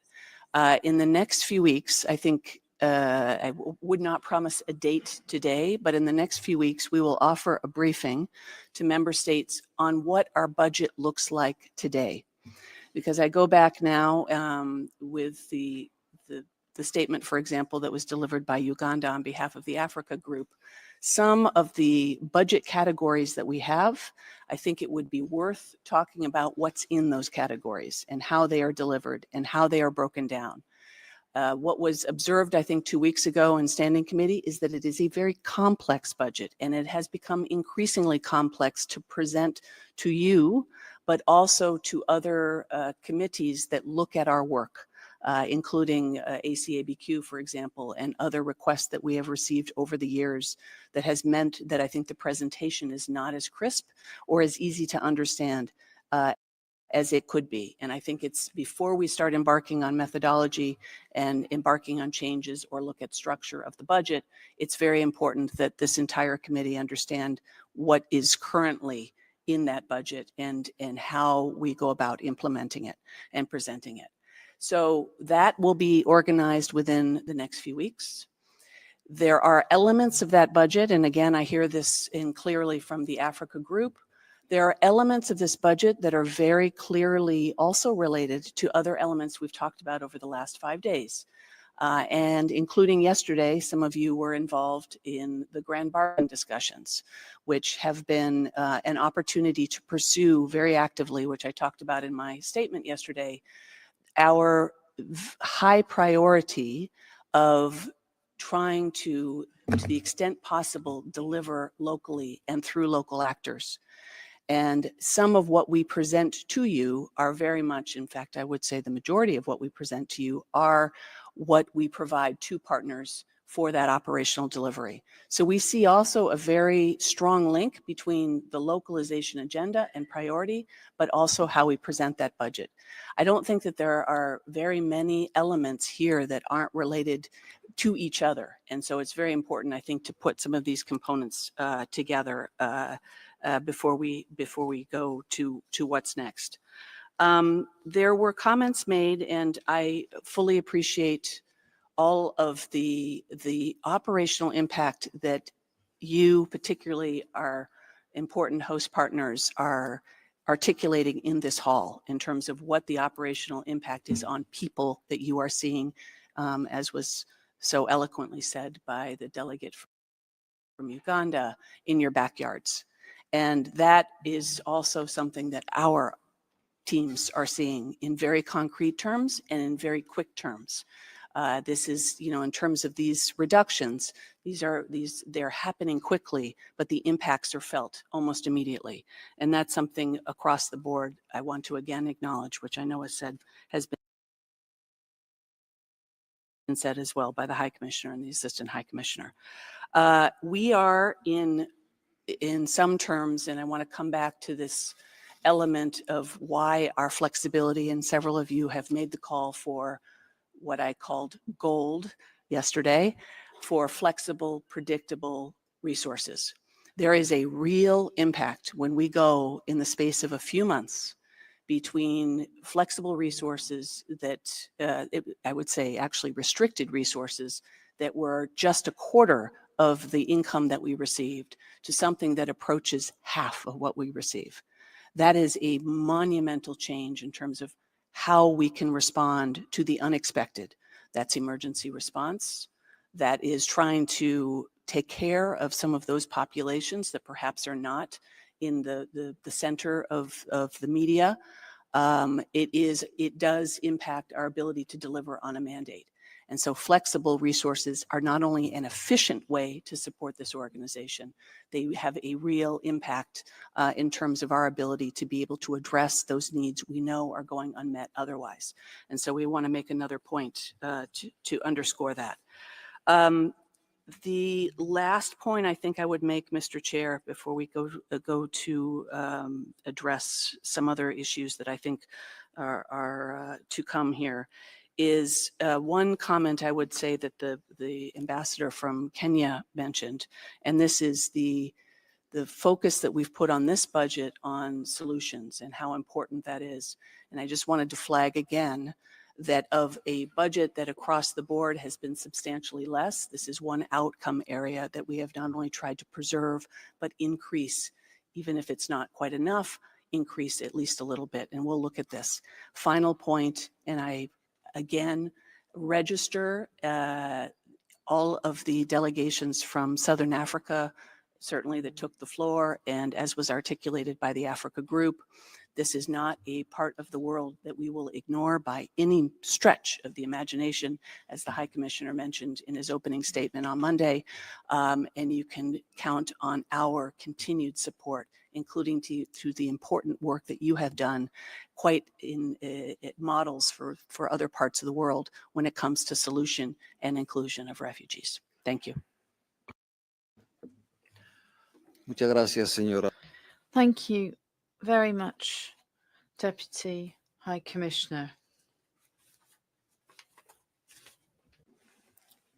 Excelencias, distinguidas delegadas, Excellencies, distinguished delegates, allow me to now bring to your attention the draft on administrative and financial issues regarding this item on the agenda. This draft was made available to the members of the ExCom under Decision 1. As I said at the beginning, and in keeping with the working methods established, and in advance of this session, Executive Committee members previously held an informal preparatory consultation in order to discuss and negotiate texts for the ExCom decisions, which are presented to the committee at this 76th plenary session for adoption under the relevant agenda items. This work has been ably conducted by the rapporteur of the Executive Committee, Ms. Lisa Advani. I would now like to ask the rapporteur to introduce the budget decision. Ms. Advani, the floor is yours. Thank you very much, Mr. Chairperson. Excellencies, distinguished delegates, dear colleagues, friends. Before I present the decision under this item, I would like to take a moment to reflect on the process that has led us here. During the course of the informal consultation process, 2 amendments to the draft decision were proposed by 1 delegation. These proposals did not enjoy unanimous support, and as was put on the record by a number of member states, this precludes their inclusion in the decision in keeping with our commitment to consensus-based decision-making. I know that there has been a real demonstration of common cause and recognition of the importance and the consequence of this decision throughout the process. And so I want to take the opportunity now to welcome the engagement of all delegations in the consultations.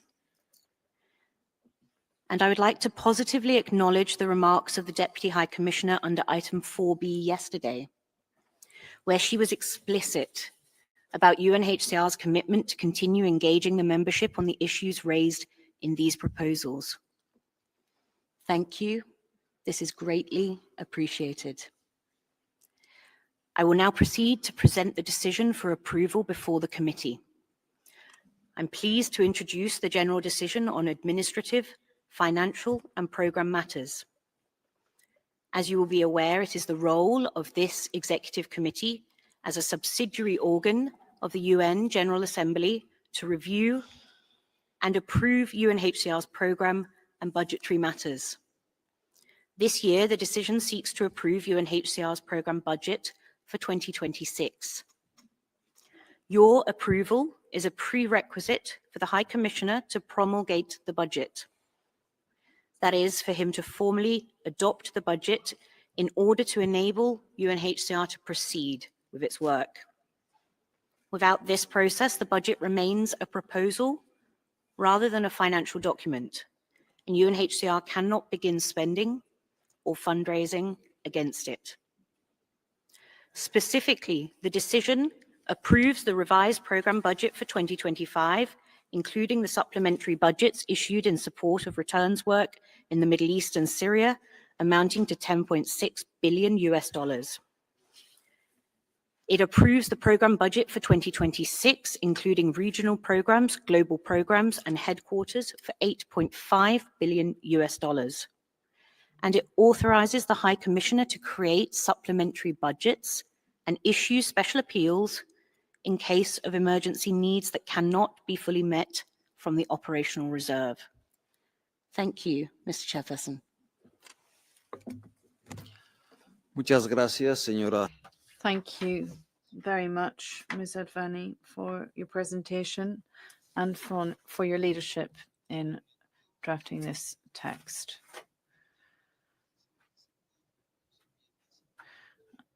I understand there have been 2 amendments introduced to this draft decision, so I'd like to open the floor for any comments.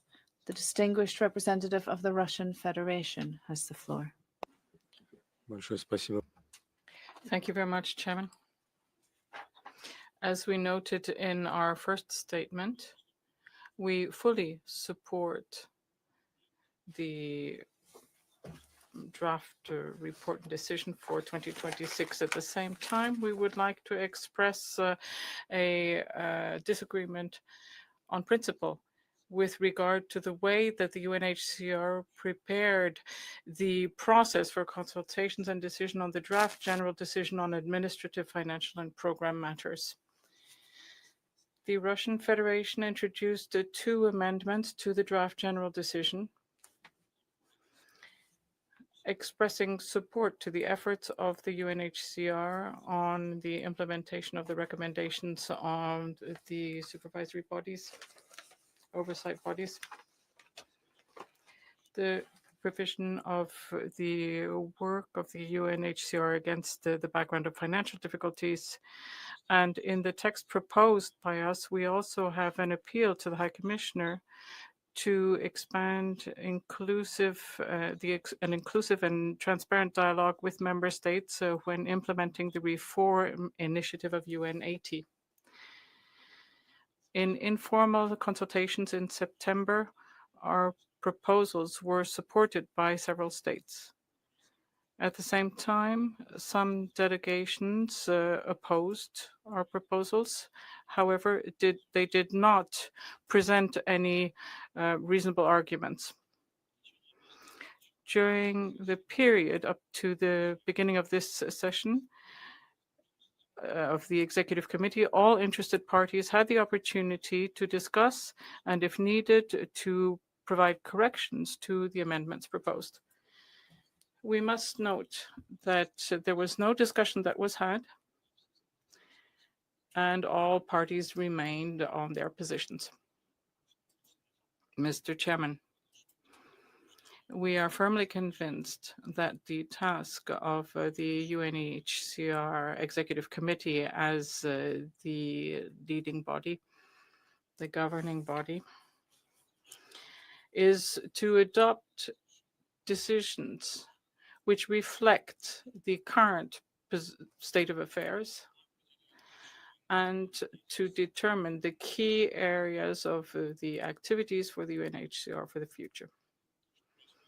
What is taking place now is merely a copy-paste from year to year of the standard text of the draft general decision without taking into consideration the changed context. Taking into consideration these challenges which the UNHCR faced in 2025, such a procedure for work appears to us to be unprofessional,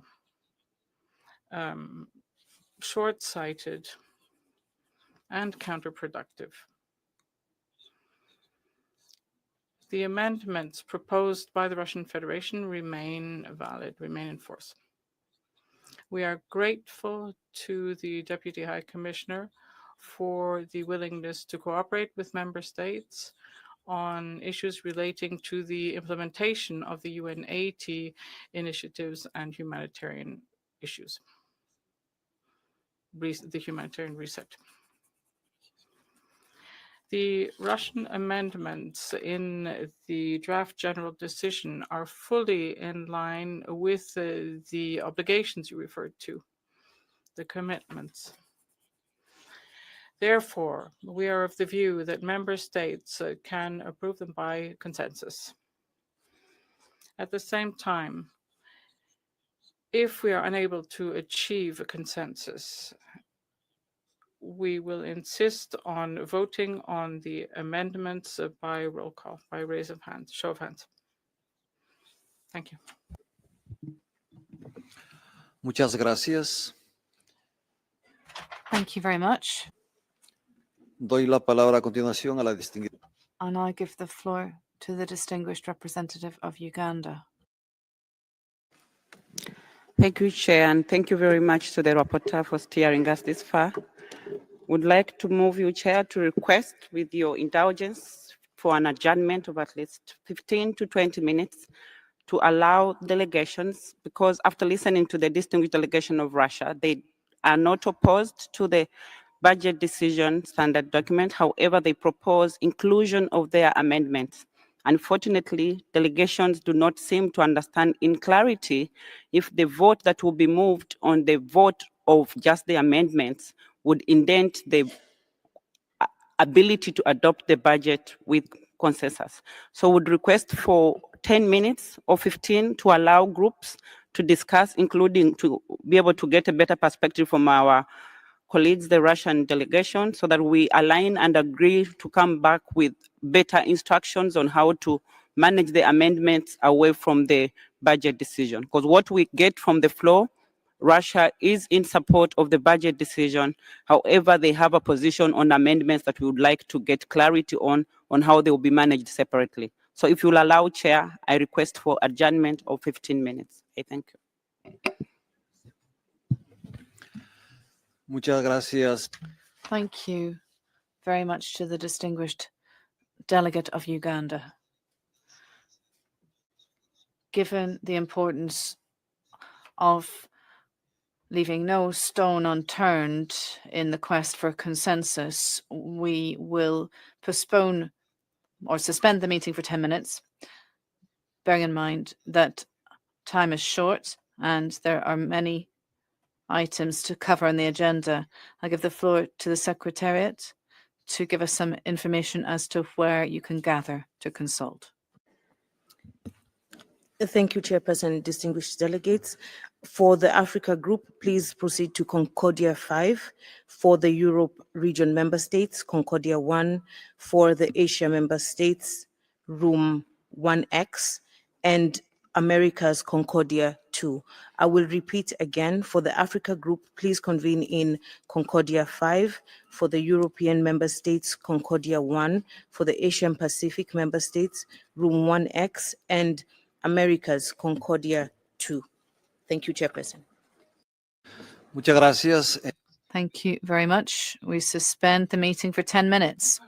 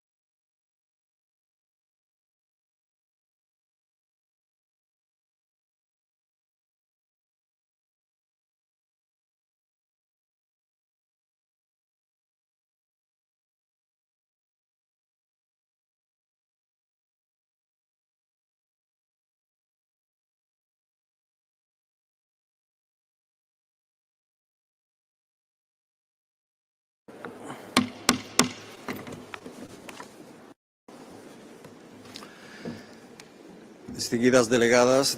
Distinguished delegates, we're going to resume our meeting.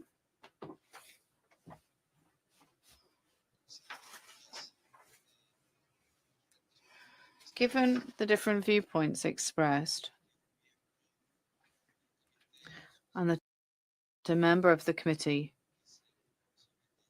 requested a vote on the amendments, the committee will be guided by rules 26 and 27 of the rules of procedure governing the committee.